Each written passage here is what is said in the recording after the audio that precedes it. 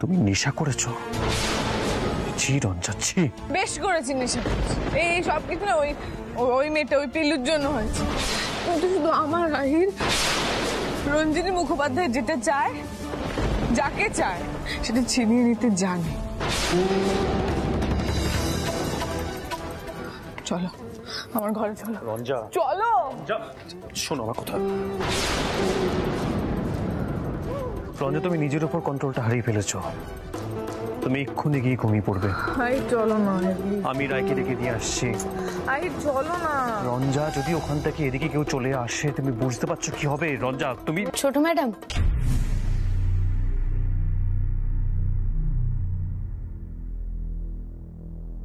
চলুন কেনে, আমি আপনাকে ঘরে দিয়ে আসছি। How dare you!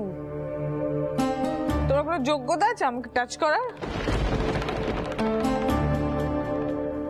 মানে কি আমাকে ঘরে নিয়ে যাবে? বাড়ির সবাই কিন্তু জেগে আছে ছোট ম্যাডাম। তারা জানতে পারলে কিন্তু খুব কষ্টটা পাবে। আপনি চলুন।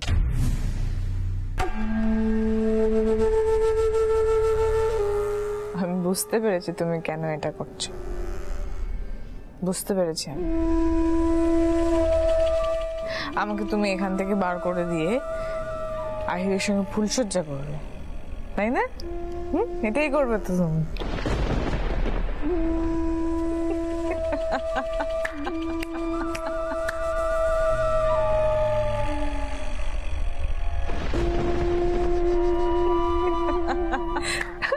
তুমি নিজে কি কোনো আয়নায় দেখেছো ঠিক করে?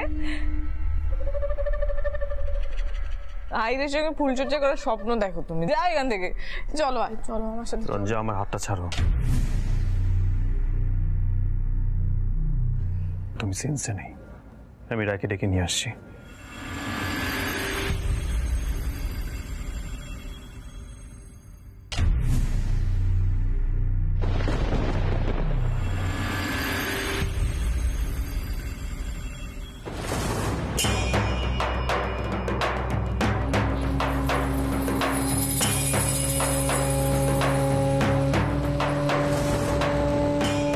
রঞ্জা, আমার হাতটা ছাড়ো।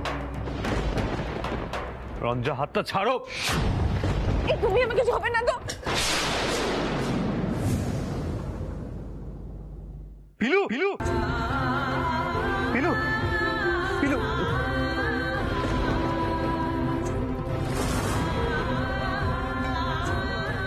রঞ্জা, তুমি এটা কি করলে?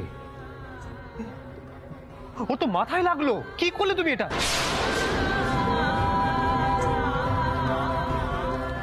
ছোট ম্যাডাম, চলুন, আমি আপনাকে ঘরে দিয়ে আসি।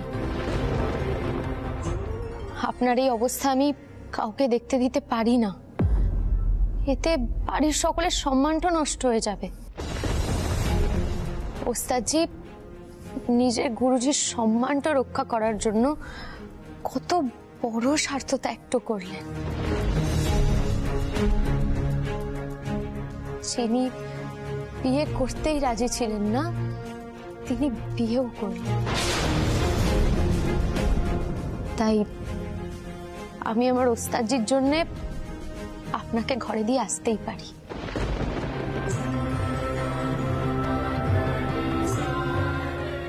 ছোট ম্যাডাম, আপনি আমাকে যতই ঘেন্না করুন না কেন, আমি আপনাকে ঘরে পৌঁছে দেব। চলুন কিনে,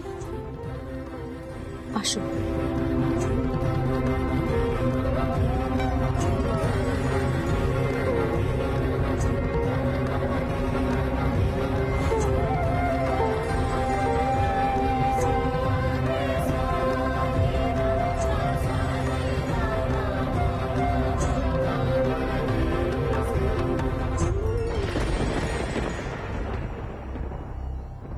আস্তে ছোট ম্যাডাম, আস্তে আস্তে, চলুন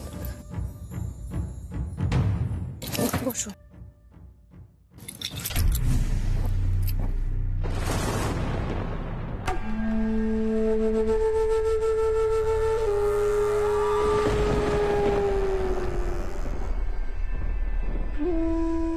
আহির কিন্তু আমার পিলু, আর আমি যেভাবেই হোক আহিরকে নিজের করবই। বামুন হয়ে কিন্তু তুমি চাঁদে হাত দিতে এসো না। আমি ভালো কথা বলছি তোমাকে, আমি ভালো কথা বলছি, তাহলে কিন্তু ছোট খুব ম্যাডাম, খারাপ হবে। ছোট ম্যাডাম না সত্যি, তাহলে কিন্তু এবার খুব আপনি খারাপ ঘুমানোর হবে চেষ্টা ফিলু। করুন, আসুন। খুব খারাপ হবে, আমি বলছি। খুব খারাপ হবে কিন্তু পিলু, আমি বারবার বলছি, তাহলে কিন্তু খুব খারাপ হয়ে যাবে। এসব কথা আর বলবেন না ছোট ম্যাডাম। গুরুজি বা বড় ম্যাডামের কানে গেলে কিন্তু ওনারা খুব কষ্টটা পাবেন, ওনারা একদম ভেঙে পড়বেন। কোনো মা বাবাই কিন্তু তার মেয়েকে এভাবে দেখতে চায় না। তাই আজকে যে ঘটনাটা ঘটে গেছে এটা কারোর কানে না যাওয়াই ভালো। আপনি ঘুমিয়ে পড়ুন। খারাপ হবে কিন্তু পিলু, আমি আবারও বলছি তোমাকে। ছোট ম্যাডাম ঘুমিয়ে পড়ুন। খুব খারাপ হবে,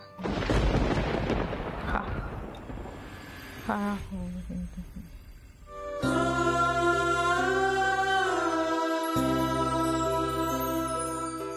মেয়েটা একটু অদ্ভুতই আছে। রঞ্জা রীতিমতো ঠেলে ফেলে দিল, আর ও রঞ্জাকে ধরে এনে শোয়ালো। তাও আমার সম্মান রক্ষা করার জন্য। তবে এটা তো সত্যি, যদি পিলু রঞ্জাকে না সরিয়ে আনতো তাহলে মণিমা আমাকে ভুল বুঝতেন।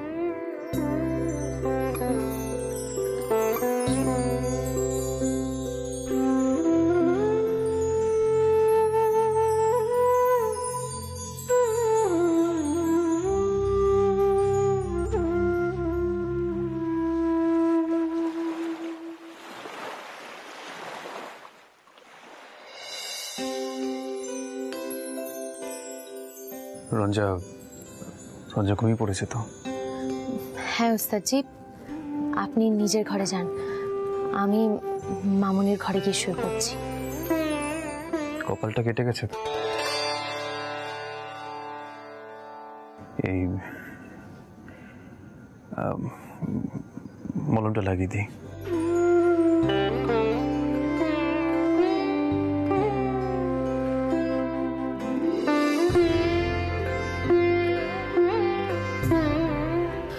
ওসব লাগবে না ওস্তাদজি, আমরা গ্রামের মেয়ে, পথে ঘাটে নেচে গিয়ে ঘুরে বেড়াই, এসব কাটাছড়া তো লেগেই থাকে। আপনি একদম ভয় পাবেন না, আপনি গিয়ে শুয়ে পড়ুন। পিলু,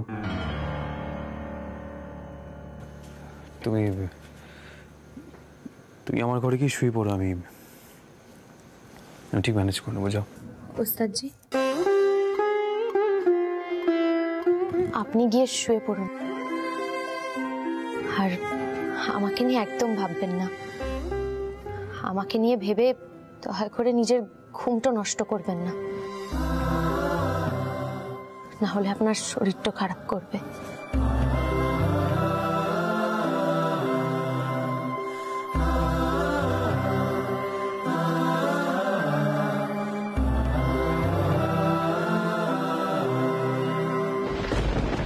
মামুনি, মামুনি, পিলু, পিলু এখন এত রাতে কটা বাজে এখন? ও মামুনি, তুমি জেগে আছো? হ্যাঁ হ্যাঁ পিলু, আসছি, এক্ষুনি খুলছি, দাঁড়া দাঁড়া দাঁড়া।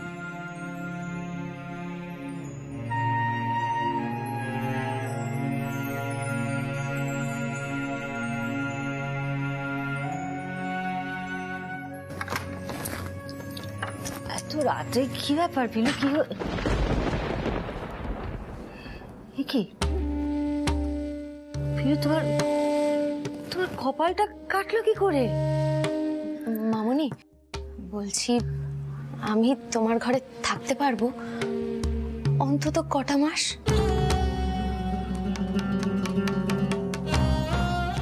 কেন পিলু, এ ঘরে কেন? পিলু, কেউ কিছু বলেছে তোমায়? আহির কিছু বলেছে? না না মামুনি, কে কি বলবে? ঠাম্মা আমার কাকিমণি এসেছিল ঘরে। আমি না ঠাম্মামের ঘরে আর যেতে পারবো না, নয়তো ঠাম্মা আমাকে অধিকারটা দাবি করার জন্য জোর করবে। আসলে ঠাম্মাম তো আমায় খুব ভালোবাসে। পিলু, ঠিক করে বলো তো, আহির কি বলেছে তোমায়? আর ঠাম্মা তোমার ঘরে গেল কি করে? আহির তখন কোথায় ছিল? আর তোমার কপালটা এইভাবে কাটলো কি করে বলো তো? আহির আবার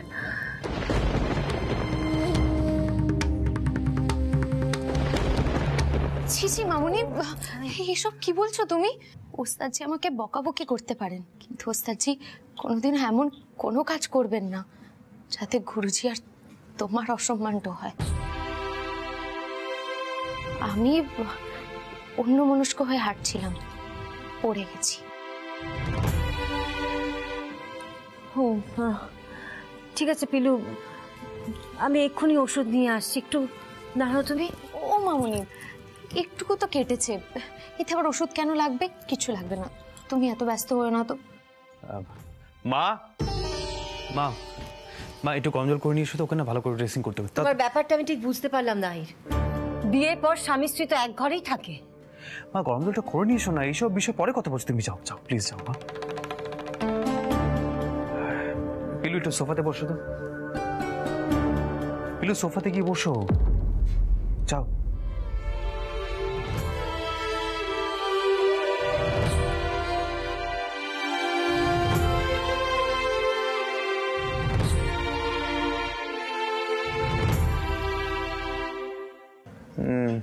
গরম জল আর তুলো দিয়ে জায়গাটা পরিষ্কার করতে হবে। ওস্তাদজি, এইটুকু কাটা ছড়ায় পিলুর কিচ্ছু হবে না। তবে ওস্তাদজির কথা শুনে পিলুর খারাপ তো লেগেছে, সেটা অস্বীকার করছি না। আমি তো ভুল কিছু বলিনি। তোমার আর তোমার গ্রামের লোকজনের ছেলে মানুষের বিশ্বাসের জন্য এত কিছু ঝামেলাটা ঘটলো, সেটা তো মিথ্যে ছিল না। যাই হোক, অনেক রাত হয়েছে, কপালটা দেখি। ও, ডিপ কাট, পেকে গিয়ে সেপটিক হয়ে যেতে পারে, এক্ষুনি পরিষ্কার করতে হবে। আহির, হ্যাঁ, এই নে, আমি স্টিকিং প্লাস্টারটা নিয়ে আসছি।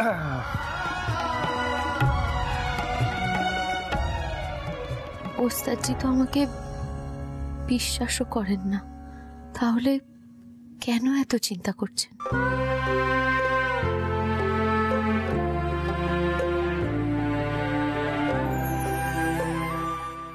পিলু, আমি কিন্তু অবাধ্যতা একদম পছন্দ করি না। এখানে চুপচাপ বসো। কি হলো, বসো বসো বলছি।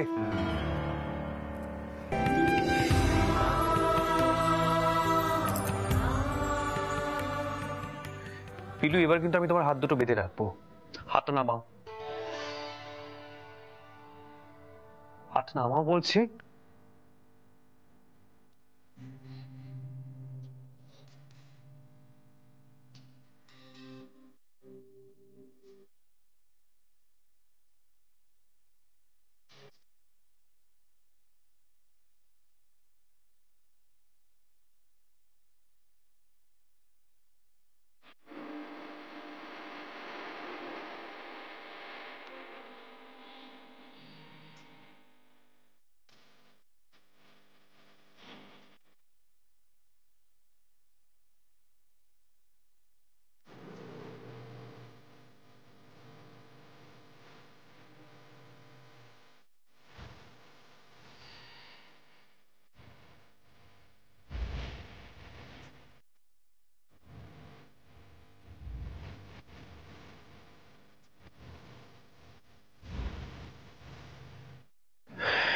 শোনো, ওই কাটা জায়গাতে হাত লাগিও না, আর মাকে রঞ্জার বিষয়ে কিছু বলো না।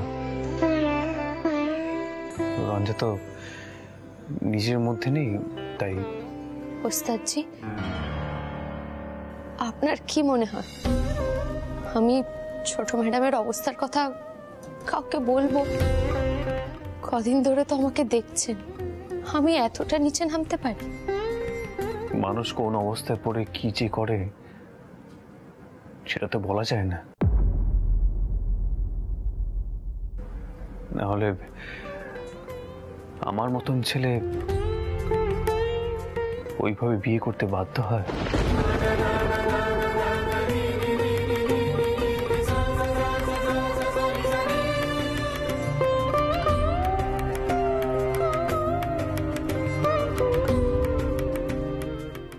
আহির, তোমার সঙ্গে আমার কথা আছে। না মা, এখন কিছু বলো না মা। আমি জানি তুমি আমাকে কি প্রশ্ন করবে, কিন্তু সেই উত্তরগুলো এখন তোমাকে আমি দিতে পারছি না।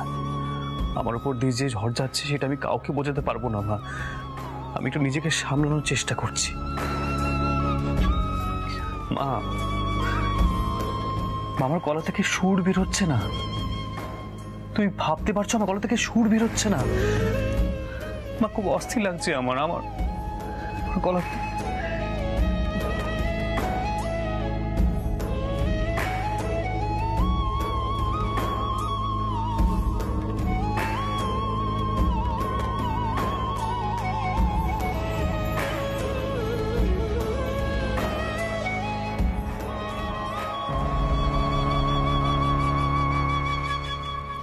পিলু, তুমি ছেড়ো না এভাবে আহিরকে। মামুনি, আমি না মায়ের থেকে একটা জিনিস শিখেছি, জোর করে কখনো অধিকার তো কেড়ে নেওয়া যায় না। যদি জোর করে করা হয় তাহলে মানুষ অনেক ছোট হয়ে যায়। ওস্তাদজি যেদিন আমাকে বিশ্বাসটা করবেন সেদিন নিজেই আমাকে অধিকারটা দেবেন। তুমি এই বিষয়ে আর ওস্তাদজিকে কিছু বলো না মামুনি। মামুনি, বলছি মাকে একটু ফোন করব, আমার না খুব ইচ্ছা করছে। আমি বিয়ের ব্যাপারে কিচ্ছু বলবো না, একবার ফোন করি। করো না ফোন পিলু, আমরা তো যাবই বলেছি সানাইচুরিতে। কাল শিবরাত্রি, এখানকার শিব মন্দিরে খুব বড় করে শিবরাত্রি হয়। আমি ভেবেছি তোমাকে আর আহিরকে একসঙ্গে নিয়ে যাব ওখানে। এখানকার শিবলিঙ্গ খুব জাগ্রত, শুনেছি জোরে মিলে জল ঢাললে নাকি মনস্কামনা পূর্ণ হয়। ফিলো, কি হলো? ফোন করবে না? বললে যে মায়ের সাথে কথা বলবে। অনেক রাত হয়ে গেছে কিন্তু। ফোনটা ওস্তাদজির ঘরে রেখে এসেছি মামুনি। আবার ফোন থেকে ফোন করো, দাঁড়ো।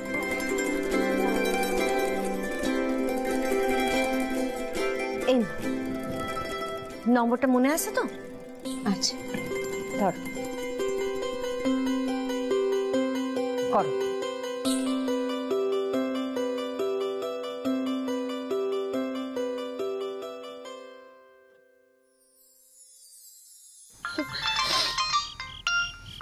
এত রাতে আবার কি ফোন করেছে?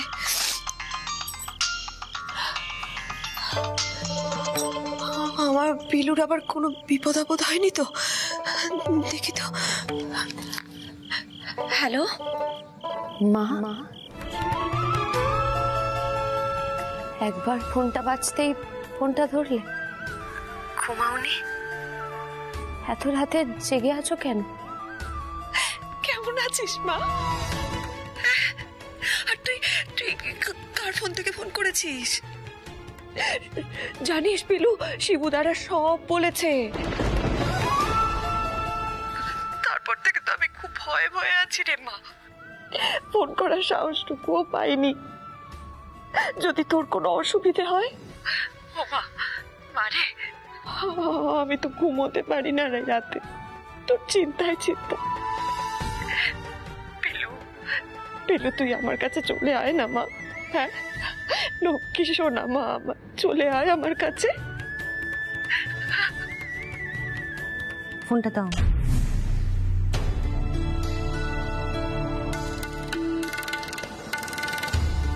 দিদি, আমি আহিরের মা বলছি। দিদি একদম চিন্তা করবেন না, আমি পিলুকে আগলে আগলে রাখছি। আর শিবরাত্রির পরে তো আমরা সানাইজুরিতে আসবোই সময় মতো। বিশ্বাস করুন দিদি, যা হয়ে গেছে তাতে আমার মেয়ের কোনো দোষ নেই। আমি জানি দিদি, আমি অন্তত পিলুকে অবিশ্বাস করছি না। এভাবে কান্নাকাটি করবেন না। দেখুন, সব কথা তো আর ফোনে হয় না। আপনি ওদের দুজনকে আশীর্বাদ করুন, ওরা যেন সুখী হয়। পিলু, কথা বললো তো?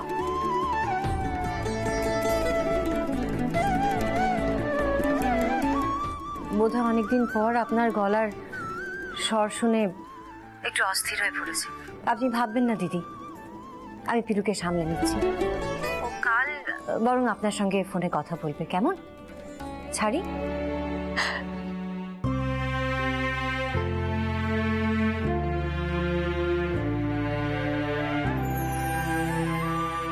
পিলু, এত কেন ভেঙে পড়েছ আমাকে একটু স্পষ্ট করে বলবে তুমি? আমি বুঝেছি, আহির কিছু বলেছে তোমায়। আহির ঘর ছেড়ে চলে গেছিল, এটা সত্যি খুব অপমানজনক।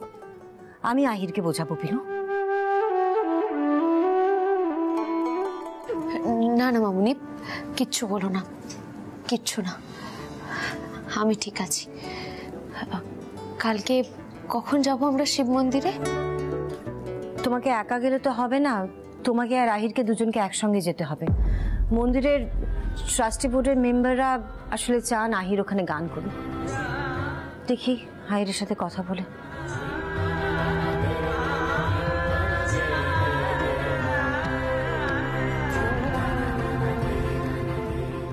ওস্তাদজি যেন যান বজরং বলি, নয়তো মামুনি খুব কষ্ট পাবে। কিন্তু কি করব কাল? কি করলে ওস্তাদজি যাবেন? কাল শিবরাত্রি। বজরং বলি, তুমি তো শিবেরই অংশ, তুমিই কোনো উপায় করো।